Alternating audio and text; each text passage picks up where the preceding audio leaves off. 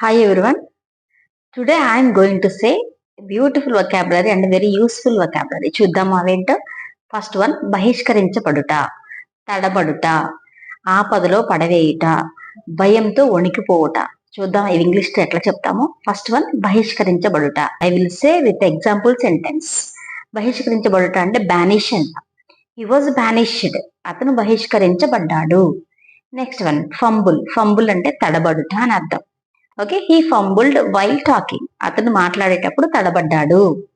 Next one భయంతో వణికిపోవుట means ట్రంబుల్డ్. Trembled అంటే భయంతో వణికిపోవడం. Okay, he trembled on seeing a snake, అతని స్నేహితుడు చూడగానే భయంతో వణికిపోయాడు. నెక్స్ట్ వన్ ఆపదలో పడవేయుట. ఆపదలో పడవేయుట అంటే ఎండేంజర్డ్ అంట.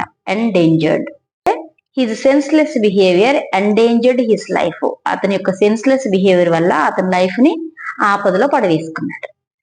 వీడియో నచ్చితే లైక్ చేయండి. అలానే 1-to-1 సెషన్స్ కోసం I started 1-to-1 sessions. So if you want 1-to-1 sessions to practice with me, please contact this number. Thank you for watching. Have a nice day. Keep watching.